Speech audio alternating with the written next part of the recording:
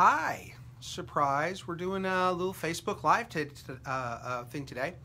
I had a really interesting case that I wanted to share with you guys today.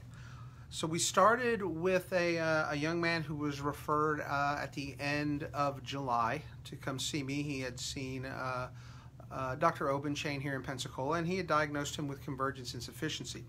He was referred there by his teacher, by a tutor who had been working on his reading, and they hadn't really gotten the results that they were anticipating. So the teacher had worked with us and sent patients over to Dr. Obenchain before, so she sent him over there. Dr. Obenchain diagnosed this young man with Convergence Insufficiency. So when I met him, he was having trouble with reading, he was having trouble with handwriting, a lot of problems going on that we typically see with Convergence Insufficiency. So we did like I do with all my kids, we did some testing with the developmental eye movement test to look at his saccade accuracy, but to look at his ocular motor skills as it relates to reading skills. At that point, when we did the horizontal portion of this test, it had taken us 71 seconds to complete that part. And his ratio on that test was very much out of line, indicating that there was an ocular motor problem affecting his ability to complete this task. His near point of convergence was out to about 15 or so centimeters. He had also greatly reduced accommodative skills. So when we did the Berry VMI with him, and I have his score sheet here, I was going to hold it up and show it to you, but it would be backwards, so it won't be very useful. So what I will tell you is, in the VMI portion of this, he was in the 5th percentile for the visual motor integration part. He was in the 9th percentile for visual perception. His motor coordination, the motor coordination part of this test, he was in the 65th percentile. So that was actually above age appropriate. So my buddy here, he's, like I said, he's 10 years old and 2 months. So definitely well below normal on that. So we went to work with him. We did some convergence activities. We got his convergence strengthened up. His eye saccade speed was very good. Earlier this week, we reassessed him with the developmental eye movement test, and he went from that less than 1st percentile, completing that horizontal task in 71 seconds, to it took him 47 seconds, which is age appropriate for his age. His ratio as well indicated that there was not an ocular motor problem that was influencing his results on this test. So everything was age appropriate there. We cut his time in half in that. We have seen him, I counted up, we've done 12 visits with him as of the end of last week. Again, so we were getting good stuff. His convergence is better. His accommodation at this point is almost better. Not quite there where I want it to be yet, but his developmental eye movement test was astounding. So as things are starting to come together, I reassessed him with the Berry VMI tests again.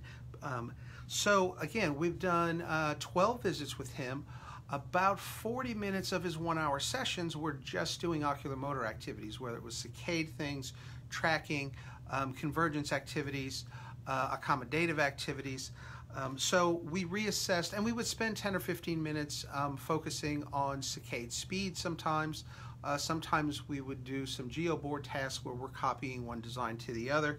So we worked some on visual motor integration skills. So yesterday we reassessed him with the Berry on in the visual perceptual part and the VMI part. So he's now at the 79th percentile with his visual motor integration, which is absolutely amazing. So his visual perception, on the visual perception part of the Berry, he's improved to the 91st percentile. Again, 3/4 of our treatment sessions, of the time in our sessions, were just spent working on improving his near vision focusing, improving his ocular motor skills. So absolutely amazing improvement we got there with his numbers. So Mom says, you know, he's doing better, but we're still having trouble with reading, very specifically with reading, and it was very specific problems too. So what we did next was a test called the dyslexia determination test. And this was, so this is a test first of all for, to help, I sort of use it as a screening to decide, we need further testing along the dyslexia route, or are we still looking at a visual problem? So I'm going to show this one to you. I'm going to show some part of it to you. So the first thing with my buddy, and you can take a look. So first, look at his handwriting. All those letters are the same size. They're nice and evenly spaced. They're beautiful. There's no reversals. We haven't skipped any or anything. He did really an amazing job handwriting-wise with this. Got a little squinchy on the end as he was trying to make sure he had room. He was very proud that he fit them all on the first line there. So the next part of this is, so we had to spell some, let's see. We had to spell phonetically irregular sight-recognized words. And you know what? He did a nice job with that. He did really good with that. And you can take a look at some of those there. So the next part of this assessment was looking at his ability to attempt to phonetically spell words that he did not recognize. So how well could he sound out a word and phonetically spell out this word? So he had, and I'm going to show this to you here, he had some interesting errors. So the first word was supposed to be doubt. And you can see he went with the O-U-G-H sort of a thing with doubt instead of attempting to phonetically spell it like D-O-U-T. He did nice on the next word. The next word is contagious. The one after that, so the word after that is vowed, but he had originally written an F, and he erased the F and put a V. So that was interesting. So look at his attempt right there to phonetically spell the word decisions.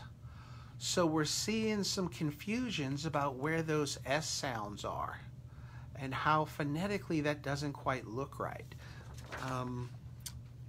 We also looked here at the word graciously. That's what this is supposed to be. And again, a lot of confusion about where those S's are supposed to be, and some trouble figuring out the phonetics. He did well on some of these, but some we had some trouble with. So this would definitely be an indication for me that we need to look into some deeper testing down the dyslexia route. And his mom has already called the folks at the Read Write Learning Center and has an appointment set up for him to get a proper dyslexia test to see if that's what it was. So this is great. We accomplished a whole lot. We really got this young man in on the path to the right folks now. I feel like we're doing that. But what this really has been about as well is what happens when the whole community, when the whole context becomes sort of aware of the impact of vision and the impact that it can have on academic performance. We first had a teacher who said, you know what? This isn't working like it's supposed to. I wonder if he's got a vision problem. Number two, we had access to an optometrist who did a complete pediatric vision exam like he does on every child under the age of 18, regardless of complaints. So he was able to identify the convergence insufficiency problems this young man was having. Third part of the puzzle, hey, I'm hanging out here. I'm an OT. I'm working on convergence problems, working on eye movement problems. Again, we take all flavors of insurance. So all of this, again, we have accessibility for patients who need it. And then, hey, when we get down to the point with dyslexia, we have the next step in that as well, where we can call our friends over at the Read Write Center, at the Read Write Learning Center in Daphne, Alabama, and go, hey, I think we found one for you to work with. So that whole community, when the whole context becomes vision aware, we can help kids get in front of the people that they need to see. So, cool study. Keep working out there. I'm going to be back out on the road. I'm going to be in Wichita, Kansas at the end of October. Let me see. Oh, wait, my calendar's on my phone. I can't tell you what date it is, but it's around the end of November. I'm sorry, end of October. I want to say it's around the 26th. We're going to Wichita, Kansas. We're going to Overland Park, Missouri, and then we're going to St. Louis. So we're going to be doing a little thing right there in the middle of the country. We got 3 days out.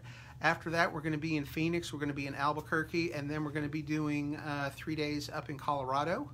This is all going to be at the end of November. We're going to be in Colorado Springs, we're going to be in Fort Collins, and we're going to be in Denver. So looking forward to that. Hey, y'all promise it's not going to snow in November when I go up to Denver, because I'm really not set up with that too well. You can go to PESI, P-E-S-I, PESI.com, and search for the course. It is now called Assessing and Treating Vision Problems of Children and Adolescents.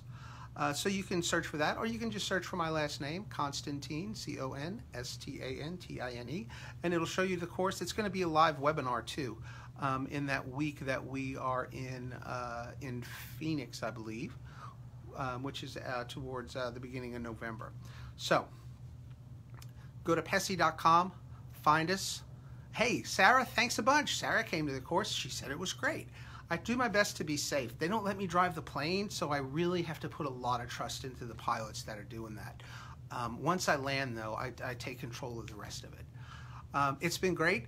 Share this around. Let all your friends know what can happen when we start looking at what's happening with kiddos' eyes. You guys have a great weekend. Have a happy Friday. I am out.